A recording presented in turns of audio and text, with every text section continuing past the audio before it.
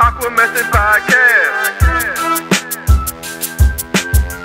Nonconformist, positive nonsense. AquaMethodPodcast. Nonconformist, positive nonsense. What's going on, y'all? It's your boy GP, and you're rocking with me on the Aqua Method Podcast. And as always, you can find me on Twitter, GrasshopperGP, Instagram, GrasshopperGP, both of which spell normally no special characters, numbers, emojis, underscores, anything crazy like that. It's just GrasshopperGP, Instagram, and Twitter. Send me email at grasshoppergp@yahoo.com for these types of sponsorships, advertisements, or you just have something nice to say about the podcast. I really appreciate it. Thank you to all the likes, the views, the listens, the share, the retweets, all that good stuff. Please keep sharing. Please keep liking. Please keep subscribing. Really appreciate it. Follow me on Twitter. Follow me on Instagram. And subscribe to the channel, which is GrasshopperGP Official. That's Grasshopper with 3 S's, because when I made the account, I couldn't spell. GrasshopperGP Official with 3 S's is a YouTube account. Only 3 S's in the YouTube account. The other ones have 2. Unless I made a mistake again. I don't think so, though. So yeah, I got a very special guest. It was the first time I've talked to this girl in years. We went to college together. She's a very smart girl, very beautiful girl. I'm excited to get to talk to her again. I have no idea what's going to happen once the call starts. But we'll see how it goes. It's another reunion between me and a pretty girl. So let's see. Let's see what happens. I'm about to get on a horn right now, and let's see how this works.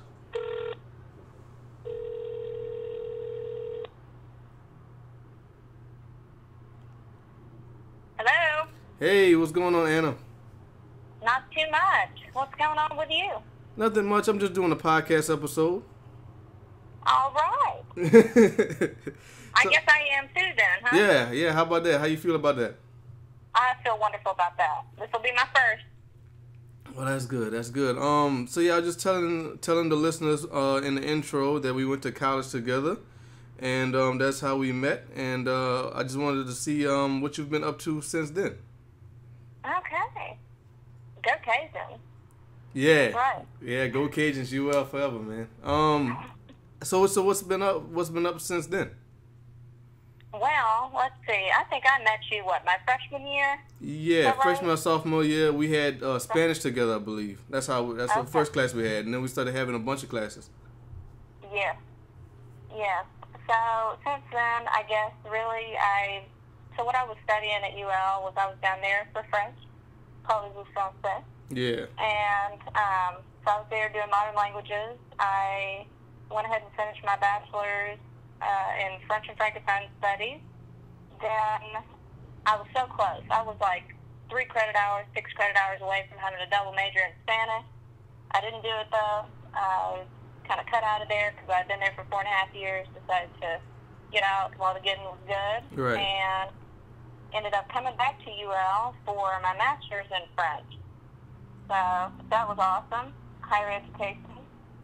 And then after that, I got out and decided what I was doing. The reason that I got into foreign languages to begin with was really to help people communicate. I think my goal was to be an interpreter, translator, and just really help people overcome that language barrier. I can't tell you how many times I've been in a grocery store or a gas station and somebody's trying to get services and goods and wasn't able to do that. Right. You ever seen that before? Yeah, all the time. Because before I got into my field in broadcasting, I was working in retail, and there was there'll usually be Spanish-speaking people who couldn't quite get what they needed. They tried their best, but it was always difficult for them. Right. Exactly. And I've seen that so many times, and it breaks my heart to see that. Yeah. And that's what I was trying to do. I was trying to really help those people, and in the midst of all of that, during the summers in undergrad and graduate school, I would go back home. I'm from Alabama originally. Those 2 weird words that start with R and T for the crazy team over here that has an elephant. Those things don't come out of my mouth. Right. Wow. But I was over here in Alabama. I was working in an audiologist's office. Do you know what audiology is? Of course I do, but you should explain it for the listeners. Okay. So I will be more than happy to explain. So an audiologist is somebody who specializes in hearing and balance disorders, helps with the diagnosis, treatment of all of that, really, helps bring that communication back to people on the hearing side, and helps those people with dizziness or imbalance to get them out of bed, because some people are just so dizzy that they can't even get out of bed in the morning. So that's where an audiologist comes in. So I was working at this office during the summers. I was front office staff, answering the phone, scheduling appointments and stuff. And it's funny because, I told you the reason that I got into foreign languages to begin with was because of that communication factor. Right. And so what I started seeing is these patients coming out with hearing aids, and the joy on their faces, I recognized that face, that, somebody helped me be able to get back into it. And I quickly realized that, the linguistic barrier oftentimes is a momentary issue. That they have families that they go back to, that they can talk to in their native language, whether it's Spanish or French or Korean or whatever it is. And these people with communication disorders, this is something that they live with day to day, hour by hour, minute by minute. Right. It's a little different than people who speak a different language, because they, like you said, they have somebody that they can go to that can help them and they can communicate with in their language. But somebody with a speech disability perhaps is a little difficult because the people around them might not have that same issue. Yes, exactly. So at that point, when I saw that that gift of hearing and being able to help those dizzy patients, that I decided, hey, I guess it's time for more school. The entry-level degree for audiology now, it changed in the 90s from a master's degree to a doctoral degree. Mm-hmm. So that meant another 4 years of school. But, just by seeing those patients and seeing what you can do for those patients, 4 years out of my life is nothing when you can change somebody's life for 20, 30, 40 years down the road. So absolutely. That's the reason I decided to go back. And I'm in my third out of 4 years. Well, I just finished my third year, and I'm off on clinical rotation for my fourth year. So the way that most Doctor of Audiology programs is called the AUD. The AUD programs, most of them, you do 3 years of books and clinicals kind of mixed in. And then that fourth year, they send you off into the wild, and you do clinical rotation all year long for that fourth year. So that's where I'm at. That's where I'm living right now. Well, that's good. That's good. First of all, let me just say I'm really proud of you. When we was in school together, I remember you being really smart and really dedicated, and I knew that you was gonna do something amazing. And I'm glad I got you on the show, because that's what the show's about. It's about people that I know personally who are either doing something or have done something very special. And I think that's very awesome that you're passionate about this, and your passion has made you want to educate yourself more, which is bettering yourself, and you're trying to help better other people. And I think that's awesome. Well, I'm just honored to be here. This is wonderful. And I like how you have yourself on your show all the time, because you're awesome as well. Oh. And you've done everything. My goodness. So I knew you were bound for great things. You've got the drive and the gumption to do anything you want to do. Oh, I appreciate that. So let's go back to college. What do you remember about those times? About the UL times? Oh, the UL times. Those are the best times. I'm telling you that the second I get a chance to move back to Lafayette, I will, I think. Now, given, there was a lot of fun to be had in Lafayette, and I think that I had to get out for a little bit to get some stuff done, but I have every intention of going back. That city, it has a charm all of its own. Coming from Alabama, like I said, I moved down to Lafayette, and I experienced something like I had never experienced before. First year or so was a big culture shock. That I thought I knew Southern hospitality. I did. Yeah. I really did. Boy, what you get in Lafayette is something beyond Southern hospitality. It is Southern love. Yeah, it's a little different here. Yeah, it's cool.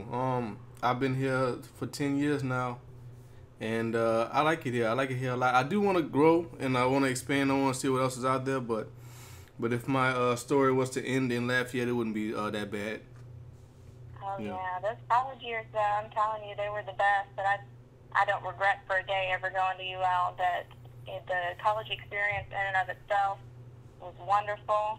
The people down there, the culture, just the overall experience. I couldn't have asked for a better college experience, really. Now, I remember way back when I had asked you this question, but I'm going to ask you again. Why you decided to come to UL and not one of the big schools in Alabama, Auburn? Right, okay. So, part of the reason I'll tell you this. So this is really where this started off at, but I knew that I wanted to leave the state just in general when I was applying for college. I had a speaker at my high school graduation that, at least the school that I was at, the majority of people end up staying in state. They go to Auburn, like you said, Alabama, South Alabama, North Alabama, whatever. And the speaker got up in front of our class and said, all right, everybody who's going to college, which was everybody pretty much, everybody who's going to college, stand up, all right. And then he said, those of you who are staying in state, I want you to go ahead and have a seat, and those of you who are going out of state, go ahead and stay standing. And there was only like 10 of us. And he said to those that were still standing, he said, you've already made one step further than everybody else has. And he said that you need to go out into the world, explore, learn new things from new people in new areas. Right. But he said, there's one thing that I want from you further, is that when you go out and you learn all of those things and you experience all those things, meet all those new people, I want you to come back. I want you to come back and bring your knowledge to this wonderful state and, help further everybody who's now Alabama. So that was part of the reason. The other reason was there wasn't a big French culture or French-speaking culture in Alabama. And I originally started looking for schools, and I applied to the big ones in Louisiana, with the exception of LSU. Because, like I said, coming from Alabama, that's a big no-no. You don't deal with LSU. So we did the whole Tulane, Loyola, all that good stuff. Uh-huh. And as you know, right around that time, that's when Katrina hit. Yeah. And that was part of the reason that I ended up not going to New Orleans. I really wish I could have been there for the rebuilding and everything, but I think with that big of a change in my life at that point, it wasn't the best move for me. So I went ahead and visited UL, and boy, I fell in love with it the second I had stepped on campus. Like I said, that people, the community, that love that's there, I mean, it blew me away. And I just, at that point, I couldn't say no. That's what I was meant to do. Well, that's good. That's cool. And you studied French. How many languages can you speak? So I obviously speak English because we're doing that right now. Right. I'm working on French, that. obviously. I know, we're always working on our English, huh? Right. Speak French, and then I have a limited working proficiency in Spanish. So, like I said, that stopped at the bachelor's level, but I have enough to be able to get by if I see Spanish-speaking patients that I can do everything that I need to do, and it's always nice to be able to understand them, even if I do have to have an interpreter present. Right. That you can nod your head and go, yes, I know what you're saying. That's awesome. So in the last time, unfortunately, because of all the people I've met when I was in college, you was one of the most special people. You because we had a lot of good times. We did, didn't we? Yeah. Yeah. I just wonder, like, in the time that we haven't been talking, where have your travels taken you? Have you gone anywhere else, or? Oh boy! So this is a long list. That's good. This is a long list. So in the U.S., I've obviously traveled some places. I'm finishing my doctorate in audiology out at the University of Oklahoma. So obviously, I've been in Oklahoma. Traveled many places in the U.S. for professional conferences and the like. But aside from that, talking about getting out of the country, I had the opportunity. I don't know if you know that this is available in Lafayette, but they have an organization called the Council for the Development of French in Louisiana. Okay. To film. Right. And these are like the major backers in Louisiana for maintaining that French culture and helping maintain the French immersion schools and really keeping that culture alive. And they were nice enough to fund me and send me to Belgium for, it was a month during my master's program. So that was something else. Yeah, that sounds awesome. So talk about that experience. How was Belgium? Belgium was wonderful. So I don't know if you know anything about Belgium, but Belgium kind of has three major linguistic parts. So it's a territory that's kind of torn linguistically. So to the north of Belgium, you've got the Flanders region, which is kind of the Dutch-speaking region. And then to the south, you've got the Walloon region. And that's really the French-speaking region. Then you've got a small linguistic, well, I wouldn't say small, relatively large linguistic community that's German-speaking down here. So I was in the south, the French-speaking region, obviously. And I went around, I was in Mont-Ano, so that was where I was going to school. I was at a university there for that month, and we had the opportunity, obviously on weekends, to go do pretty much whatever we wanted to. So I traveled to the north region, and it's very different. That I would say that the French culture and that southern French region was way more welcoming than the north region, but I may be biased in that because I came up there speaking French and they didn't like that. So wow, that's a whole other thing. Well, you got into some sort of issue? No, I didn't really get into an issue. It was just, you could tell that they wanted you to speak Flemish and not French because there's been many conflicts between those two parts of that country. Right. About language, and they're very serious about it. So I didn't know that when I was going over there, and I just assumed that they were so close that somebody for sure spoke French, and of course not. So I reverted to English and became the stupid American and did everything that way. So I quickly learned, but it was definitely cool. I went to Bruges in kind of the north part of Belgium, and just amazing. You imagine, so you've seen pictures of Venice, Italy, right? That the houses are all on the canals and everything. Well, Bruges was pretty much the same, except it's not Italian architecture. It's, European, dates back to like the 1100s, 1200s. Just so amazing. You get on the canal boats and kind of ride around, climb up to the top of the clock tower. There's actually a movie, it wasn't a particularly good movie, called In Bruges, and that they show all of that stuff. So that was fun. Took a few weekend trips to other places. What was the biggest culture shock? Oh, let's see. Like, wow, y'all really do that over here? Or I wish we could do that in America or something like that.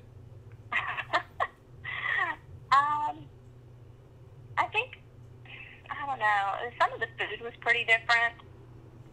It's not a major culture shock, but French fries were actually invented in Belgium, or at least that's what they say.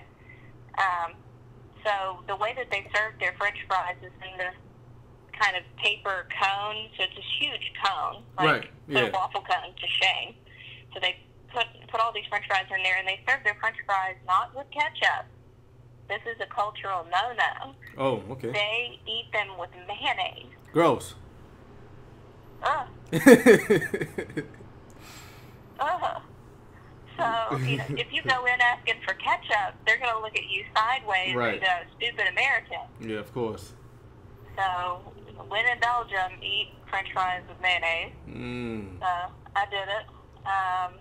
Other than that, really, I'd been to France before, and none of the culture shock was really that different. I think maybe some of the things that I noticed in just living there for a month were the differences in parenting styles. Talk about that. How's that? Here in the U.S., we're the culture has become so kind of pulled in tight and tight-laced that you don't let your child out of your sight. And I'm not saying one's right or one's wrong, but I noticed in Belgium, in these plazas and these squares, that the parents would just kind of sit over at the table at the restaurant, and these kids would just run all over the place and do whatever. That the parenting style, I feel, was a little bit more lax. But I've heard different theories on this, because in my French education, I've heard that parenting here in the U.S. we're very color outside of the lines, be creative, be yourself. Yeah. And apparently in European culture, they're very regimented for children of a young age. So that when they do get older, now we're talking about drinking age of 16 or 18 and driver's license at 21. Well, I think by regimenting those children early on, once they get to that young adult age, they have a good sense of right and wrong, and then they're given that liberty by law at an earlier age for drinking, for driving, all that stuff. That it's interesting the kind of flip-flop there is, because here we're just most American schools and everything are so focused on diversity and independent thinking and all of this, and I think it's very different. Well, that's cool. Would you prefer it to be like that over here, or like would you prefer for us to have adopted that more, or? Well, coming from a very regimented home and growing up in a very regimented home, I think it would be interesting to see if implemented, or if people adopted that in the U.S., if there could be a little bit more freedom on the back end. You take that early education very seriously, and then once people become adults, they've learned why things are the way that they are, and then if they decide to divert from that, they're very highly educated on why things are the way that they are, and can make those choices accordingly. All right, yeah. What do you think? I'm with you. I mean, I think we need, in early age, we need to be more. There has to be a solid structure, and just to get the basics down. But once you reach like high school age, that's when your creativity should be allowed to manifest and become whatever you want to be. Because we all built differently. We all have different desires and different things that make us who we are. In terms of in a creative aspect. So we need to find out what that is, and like you said, it takes traveling, it takes leaving your comfort zone to really find out who you really are. Because I feel like if I would have stayed where I'm from, I would have been boxed in, and I would have been closed-minded, and I don't. I mean, not to say that the people who are there are like that, but I feel like if I keep seeing the same dozen people every day, I won't grow. And I want to grow. I want to be the best. At the end of it, I want to be the best person I can be. And look back in all the things that I've seen and done. The world is so big and so beautiful. I want to see every part of it. Agreed. And if we live in a wonderful 21st century, people go further than 2 miles from their birthplace now, right, throughout their lifetime, and to take advantage of those opportunities. Because like you said, you learn and you grow, you make mistakes, you figure it out. I got locked out of my dorm room in Belgium. That was fun. Oh, wow. Tell that story. I got lost. I went to a cafe to go get some coffee and work on some of the homework and stuff, and it was, I was maybe 1 or 2 days in at this point, and I walked over to the cafe during the day, and so I decided I was just going to work until the sun went down. Well, hello, culture shock, the sun didn't go down until like 9 or 10 p.m. Wow. And so I was like, oh, goodness, okay. So sun finally went down. I was like, oh, goodness, it's so late. I need to get home. When I tell you, I stepped foot out of the cafe. I looked left. I looked right. And I was like, I'm in a foreign country. I don't even know which way is home. Because everything looked totally different now because it was dark. Right. So I walked back into the cafe and kind of sat down. I was like, what am I going to do? Did you panic? Eventually, what's that? Did you panic? I think I did slightly. But I knew I wasn't far. I just didn't know which way to go, and I didn't want to go roaming the streets of a strange city at night. I knew that that wasn't the right thing to do. So the waitress was so nice, and I asked her, I was like, do you know where the dorms for the university are? And the way that it was set up, the dorms that we were in were not the dorms closest to the university. So she was like, oh my goodness, you walked all the way over here? That's miles. And I was like, I didn't feel like miles. I felt like it was really close. Right. So after trying to figure this out for a while, this gentleman that was within earshot of us said, I'll take you. And so, me in my mind, I'm like, take me how? Like, we're walking? Yeah, I don't know if I'm going to do that. That sounds like that sounds like Taken, like the movie. Right? Doesn't it? Watch yourself. So, oh my goodness, I know. So at that point I was kind of freaking out, and I'm like, okay, so this guy's okay. And he was like, you remind me of my daughter, I would just hate for her to be stuck someplace and need to get someplace. But he was like, come, I'll take you. So I kind of walked outside with him, and he offered to drive. And I was like, okay, whatever. So I walk outside. He's got this nice convertible with top down. So I was like, okay. So I rationalized this because I'm in panic mode. I rationalized this, and I was like, top's down as long as we keep the top down. And I asked him, I was like, can we keep the top down? I haven't ridden in that many convertibles or whatever. I have, but I just wanted to keep the top down because if I needed to jump out of the car at any point, there you I go. could. There you go. So I went ahead and hopped in the car with this guy. I got a wonderful tour of malls because we could not find the dorm to save our lives, and we eventually found it after stopping and asking for some directions from some very nice policemen. And I got home safely, then realized that I had locked myself out. And I know, just all of this happened in one fell swoop. And the house mother who's supposed to be looking over all of this leaves at like 9 p.m. So there's nobody to buzz or to call to let me in. So I had remembered that there was a courtyard in the back, and usually the door would stay open until about midnight. Well, for me to get back to the courtyard, there were these huge bars. It was almost like you could drive your car through there, but they'd have to unhook the gate. The clearance on this, and this, for anybody who's listening, you would laugh at this because I am about 5 feet tall, 100 pounds, soaking wet. So I'm trying to, again, figure this out geometrically. Like, can I fit through there? Yes, I did. I fit through there. I don't know how much clearance there was, but I was on the ground, shimmied through the gate. Oh, wow. And got into my dorm room safely. And that was my major experience when I was in Belgium the first few days. That's an awesome story, but it's made more awesome because it sounds like a parkour scene in like a James Bond movie. Because you're in a foreign land. I guarantee you it wasn't that glorious when I was shimmying on the pavement. I don't know. I wish you could have taped it. That'd have been dope.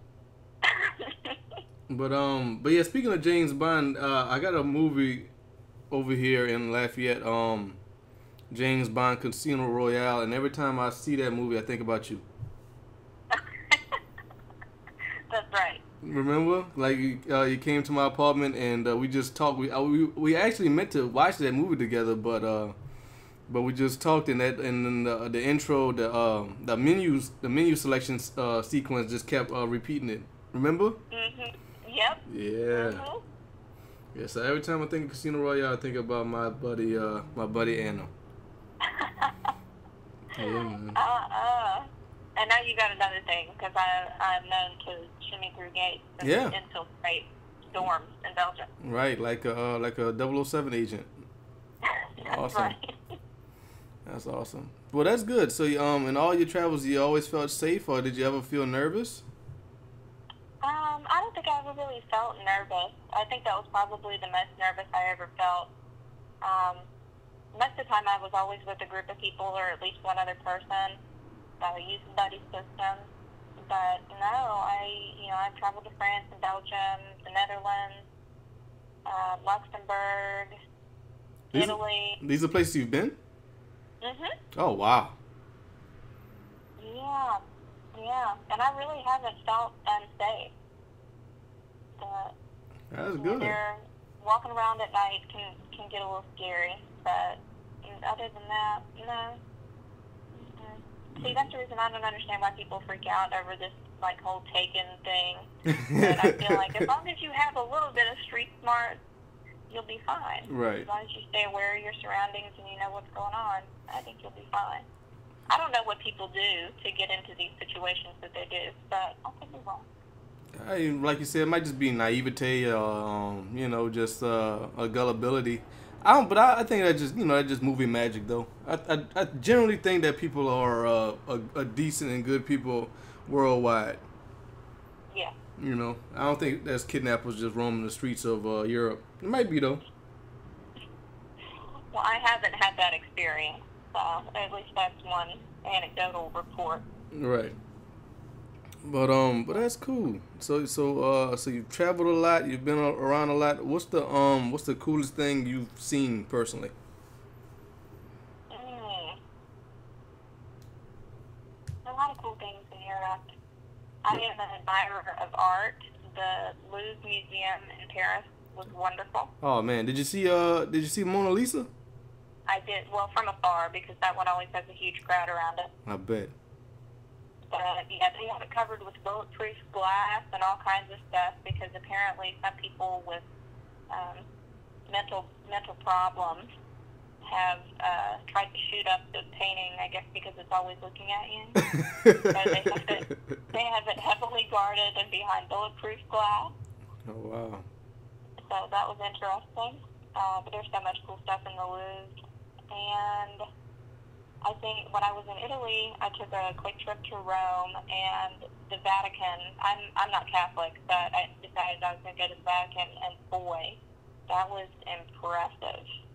I mean, just unbelievable. All the cool stuff in there and all of the history contained, and it's its own little country, Right, yeah. That was definitely something. I got to see where they pick the next pope and stuff like that.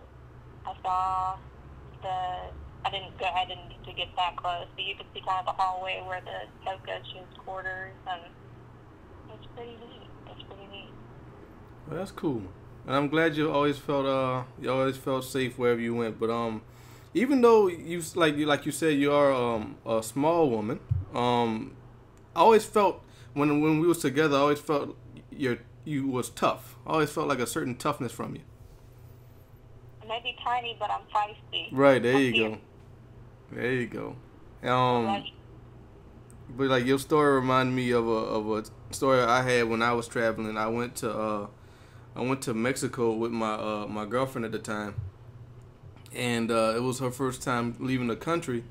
So I really wanted to do that, to be the one who showed her something new, Yeah. So we went to Mexico, and it's our second day there, and we took a cruise, and we had to be back on the boat at a certain time, and I had got us lost, and I was slightly intoxicated, so I was extremely nervous, like I don't know how to get back to the boat.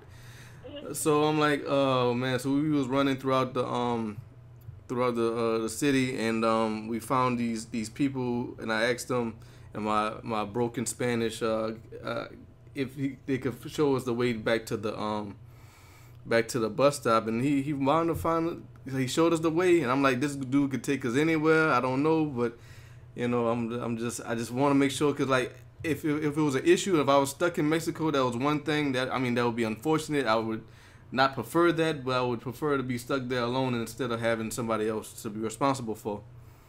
Right. So, but we wound up getting there nice and safe, and he wanted some money for helping me out, and I wish if I had $100, I would have gave it to him, but I didn't have any cash on me. But yeah, well, that was nervous. in handy. It's funny what will come out of your brain folds in a panic, huh? Yeah, the deepest crevices of your mind will open up and blossom when you're scared, when you're drunk and scared. Well, then, your inhibitions are gone, and you're more apt to speaking a foreign language anyway. Whether Right. it's right or wrong, you're ready to go. Right, but that was I've always found that to be the case. That was a fun trip. That was a fun time. Even though that last little piece was a little scary, that was a fun time. I know, it is scary almost missing the boat. I almost missed the boat one time, too. Come on. In Mexico. It's nuts. I was on a cruise with my parents, and they decided to put out, I don't know, it's not an Amber Alert, but they put a missing persons report out on me. And Oh, wow. when I got back onto the boat, they, pulled me off to the side, and they were like, all right, we found you. Was I missing? I didn't know. That's crazy. Okay. Mm-hmm. Yeah, that's funny. That's funny. So, Like yes. I said, regimented home. Right. Well, that's good. That's good. They care about you. But speaking of your parents, how do your parents feel about all this traveling you're doing? I think the first time was probably the hardest for them. That they were so afraid and so scared, and got me all of the, you got like the passport thing that goes under your shirt, and emergency call stuff on your phone. And I think that time, because the first time I went to Europe was with a huge group of people, so I think that helped put them at ease a little bit. But I would call her pretty much every night, at least that first time that I went. And the second time that I went to Europe, she was just like, yeah, just, make sure your Facebook is up, post your pictures, and as long as I can follow a timeline on your pictures, we're good. That's good. That's good. That was it. Yeah, and the third time I went, it was nothing. At a certain point, you gotta let your kids be adults. Right. But you know how parents are, though. They're still going to say, do you have your passport? Did you get your money changed? Right. All of this stuff. That never changes. Don't leave your drinks alone. Right. Don't leave your drinks alone. Make sure you check your bag the right way. All this stuff. Yeah. Make sure you're at the airport early. Do you know what time your flight leaves? But I think it's fascinating that you've been all over to all these places and you still want to come back here to Lafayette. Well, there's no place like America, though. Yeah. When you're in a place like that long enough, you after growing up here, that I hate it, and it sounds so cheesy, but I've heard so many people say it. When you go to Europe and you're there, you enjoy the Italian food, or just whatever the culture offers you, and there's never been a hankering so large for a cheeseburger in your life. Some good cheeseburger, American fries, Coke with ice in it. I mean... They don't have no ice?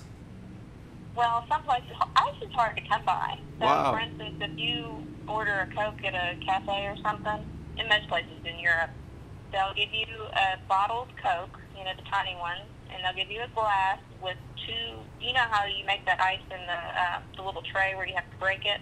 Those big chunks of ice. They'll give you 2 pieces of ice. Oh, wow. The glass and the thing, and that's it. That's all you get. So, hopefully it's not hot out that day. Either that or you drink your Coke real fast. Wow, so I bet, so when you come back to America and you go to like Sonic Drive-In and they give you nothing but ice, I bet you feel like, wow, like we're really fortunate. Really fortunate. Or like you go to some fast food restaurant and you see somebody do their own Coke. You know how you do your own Coke and you put too much ice in there for what you want, so you just dump it ice out. Yeah. Oh my gosh, wasteful. Yeah, wow. Wasteful. I still do that though, because we have ice to burn, apparently. That's crazy. Wow. So we before I gotta do a segment with you at the end of the show. So before we do that, I want you to put a nice pretty bow on it. Tell the listeners like a final statement, like the importance of traveling, because I think travel, like getting out of the state, is very important. Leaving the country is even more important because it expands your mind, it expands your horizons, and makes you see different things differently, I should say. So what you think? Your final statement on traveling. Travel. I agree with you. I think that getting out, you get to experience different people, different places, but I think the most important thing with travel is always keeping an open mind and experiencing the culture firsthand, not throwing up any barriers. For instance, like I'm not going to make a big deal about not having ice, for instance. Right. That don't be a stupid American. Right. Don't be a stupid American. Just take it for what it is and watch and see how other people live in this world. And I think that, whether it's just to another state, I mean, traveling from Louisiana to Boston is a huge culture shock as well. And if you take that in, I think it teaches you tolerance and love for humanity. That everybody's different, everybody does different things. It doesn't mean that anybody does anything wrong. People just do things differently, and you can take it or leave it, and you can learn something from it. I think that's the most important part about traveling, is that all of those experiences, you can take what you want from it, learn it, and it becomes part of you. And it makes you that special person that you are. That's awesome. See, that's beautiful. That's so nice and eloquent. It's all that education, that very expensive brain. Right. So yeah, for final segment, it might not be the final segment because I love talking to you. So we'll see how this goes. Final segment I usually do is a segment called 4 3 2 1. 4 questions, 10 answers. Are you ready?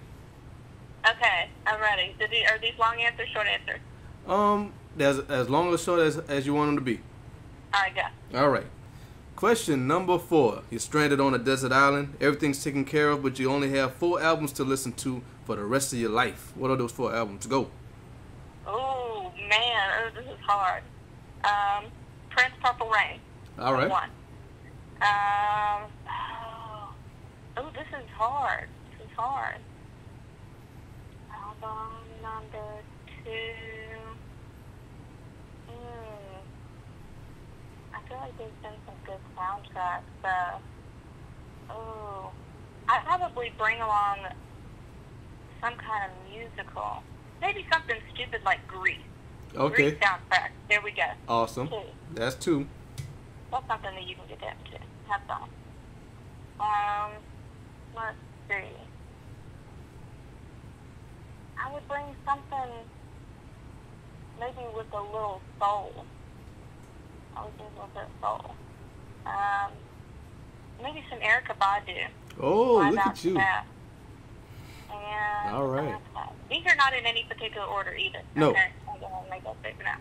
Number 4. I think it's not even going to count because it's not an album, but I think, I have a love for some of the 50s and 60s Motown music. So maybe some kind of compilation there. Something good and just that golden, really innocent song. About love, about loving each other, all of that. I think that would be something good to bring along. That's a really eclectic mix. Yeah, that's a good mix. I can rock with that mix. Question number 3. Top 3 cartoons of all time. Go. Top 3 cartoons. Okay. Can they be adult cartoons? Yeah. Okay. Absolutely. All right. I love Futurama. All right. Absolutely love Futurama. Futurama is very special to me. Let's see. And these are 3? 3. Yeah. Okay. I always loved I don't know if it's Looney Tunes or whatever, with Wile E. Coyote and Bugs Bunny and Elmer Fudd and all of that. That never gets old to me. There you go. That's a good one. Classic. And number 3. Anytime my parents didn't let me watch that much TV.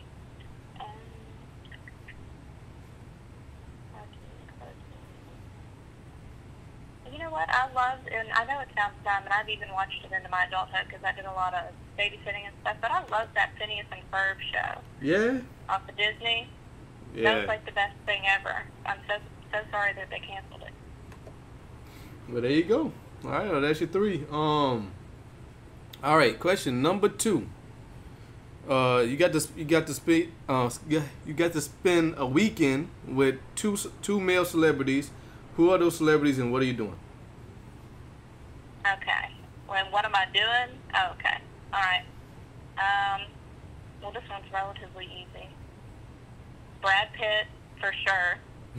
But I don't want Brad Pitt now. I want, like, Fight Club Brad Pitt. I mean, Okay. I love Brad Pitt. Don't get me wrong. He's aged gracefully, but I want that Fight Club Brad Pitt because he was in his prime. I don't know. I love me some Bradley Cooper, too. So You know, he speaks French, right? Really? He speaks fluent French, yes. Well, there you go. So what will we be doing? I don't Right. know. I envision myself on some beach in Mexico somewhere where me and Bradley can talk about Brad in French and Brad doesn't know what's going on. Maybe Brad speaks French. I don't know. You probably. I bet he check it out. does. I bet he does. I mean, he lives in New Orleans, so Yeah? he has to Yeah. know a little bit. All right, well that's cool. A Brad and a Brad sandwich. Awesome. And question number 1. One place on the planet that you want to go that you haven't been already. Oh, I was actually just talking about this today. I want to go to Buenos Aires, Argentina. Why is that? That's where I want to go. It's allegedly the Paris of South America, just really big city, a whole bunch of cool stuff to offer. I think it's relatively close to the water. So I just think it'd be a cool experience because I haven't really, other than Mexico, I haven't, and some of the islands, I haven't really done South America. You know, I've done kind of Central, but I think that would be neat. You know, a new culture, something different. Well, that's cool. Well, there you have it, folks. That's the AquaMethodPodcast episode number. What is this? I don't know when I'm gonna put this one out, so I'm not gonna give it a number yet. But there you have it. I'm gonna call this a travel episode. But I'm really glad that I got to be reunited with my good friend Anna. Cause you, like I said, we was close in college, and I really admired you then, and I admire you even more now. Cause I mean, you then travel so much, and you got all these degrees, and you're so smart. And Same goes for you. You're doing it and killing it. Oh, thank you. I appreciate it. I'm trying. I'm just a little man trying to do big things. That's it. And I'm a little woman trying to do something. I don't know. But yeah, I'm glad to get to talk to you again because I would see on Facebook, you would come and you would go. You would like your picture would pop up sporadically, and I'm like, Anna's back. You know, it's cool. So I try to reconnect with you then, and then you would go away again, and then you come back. While I was in school, in graduate school, I kind of made a vow to myself that no distractions. I'm off of Facebook, and that's the reason I'm back now, because I'm out of classes and just focusing on the patients during the regular work day. Well, that's good. So. That's good. That's good. And it that's has dedication. nothing to do with you. Oh, well, I appreciate that. I mean, I didn't think so, but I mean, has nothing to do with anybody. That was me. Right. No, that's good. That's good because you gotta stay focused, especially if you're trying to get your doctorate and stuff like that. I mean, that's nothing more important than that. And nothing on Facebook is gonna help you with that.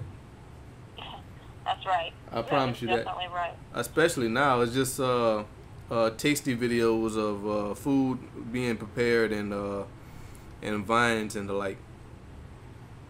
I don't know, and it's amazing to me since I'm back on Facebook now how much time I waste on that. Yeah. Just looking through that I will be, because I normally leave super early for work in the morning, And now I leave early for work in the mornings instead of super early because I get stuff on Facebook that I got to keep it under control, GP. Right. No. Yeah. You start scrolling and time just evaporates and you don't know what happened to it. Like I've been just flipping up for 15 minutes now. Like, man. Oh, goodness. Where did that come from? But yeah, so Anna, stay on the line, please, cause I'm gonna put you on hold real quick, and then I'm gonna do my outro, and then I'm gonna say goodbye to you. All right. All right. So Well, peace out, everybody. It's been a pleasure. Thank you so much for having me on. This has been wonderful. it's been awesome. It was my pleasure having you on, and I really appreciate it. So stay on the line, and I'll be right back. All right. Well, there you have it, folks. That's my good friend Anna, the world traveler. She's been all around the world, and she's awesome. And I'm glad that I got the opportunity to talk to her again for the first time in gotta be 6 years, 5-6 years. But she was a special person then. She's even more special now because she's grown and she's seen so much more than I've seen at this point. And hopefully I can catch up to her shortly. But like I always say, as always, you can follow me on Twitter, GrasshopperGP, Instagram, GrasshopperGP, both of which spelled normally, no special characters, numbers, emojis, anything crazy like that. Just GrasshopperGP on the Instagram and Twitter. Send me an email at grasshoppergp@yahoo.com for any types of sponsorships, advertisements, or if you just have something nice to say about the podcast. I really appreciate it. I sincerely do. I love seeing just one view every time my videos get an extra view, increasing the number grows. I love to see that. I really, really do. Hit that like button, hit that subscribe button. It means a lot to me, sincerely, honestly, and truthfully. I can't tell y'all that enough. So thank y'all for rocking with me for so long. It's almost been a year, so thank y'all. You're listening to this on GrasshopperGP Official, the YouTube channel. That's Grasshopper with 3 S's because when I made the account, I couldn't spell. GrasshopperGP Official with 3 S's is a YouTube account. Only 3 S's in the YouTube account only. Thank y'all for rocking with me. It's your boy GP. It's Anna. The travel episode might be a stash episode. I don't know if it's gonna go out Saturday, but it'll be out shortly. And again, thank you very much for Anna for rocking with me again, and thank y'all for listening. Hit that like button, hit that subscribe button. I can't say that enough. Thank y'all for rocking with me. Much love.